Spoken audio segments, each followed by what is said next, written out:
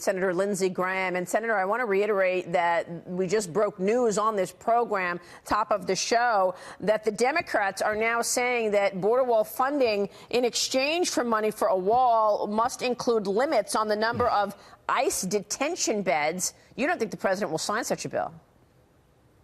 Oh, no, he can't sign such a bill. Now, I don't know if that's 100% accurate, but I think that's the impasse we have. They're willing to give the president a little more money for the wall, but in return, they want to limit the number of bed spaces available to house violent criminals. This goes back to AOC's belief that ICE should be abolished. So the bottom line is, how can you get money for a wall and at the same time limit bed spaces for violent offenders and say you've solved the immigration problem? You're actually incentivizing more illegal immigration by reducing the bed space, and it undercuts any money you would get for a wall. He can't sign that bill. If that's the friction point, then we'll have a continuing resolution and we'll just keep talking. Continuing resolution passed February 15th. This is just extraordinary.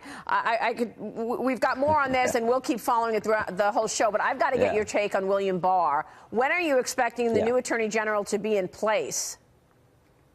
Next week. We'll take him up on the floor Tuesday. He did a fantastic job during the hearing. You got to remember, he's the former Attorney General for Bush 41. He was confirmed with a voice vote. Not even a roll call was needed. He's been the Deputy Attorney General by voice vote. He's been the General Counsel for the CIA by voice vote. He's one of the preeminent lawyers of our time. He's a steady hand. He did not get one Democratic vote in the committee. I'm disappointed in that, but he will make it through confirmation this week on the floor. He'll pick up a handful of Democrats, and he will be an outstanding Attorney General for this country. And he will begin the job when, officially? Well, hopefully we can get him voted on in the Senate this week. We begin debate Tuesday. I think we have the votes and then some. Hopefully in a week or so, he'll be the Attorney General, and he would be a steady hand. He'll look at all the abuse at the Department of Justice and try to bring it back to normalcy.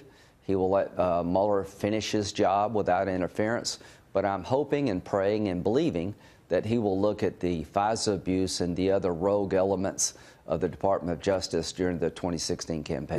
And you've said you are going to also do a deep dive at Senate Judiciary in terms of uncovering the facts and seeking the truth in terms of the behavior of the cabal of people at the top of the FBI. What can we expect? Who are you going to come? You've got subpoena power. Tell us what you expect. Right.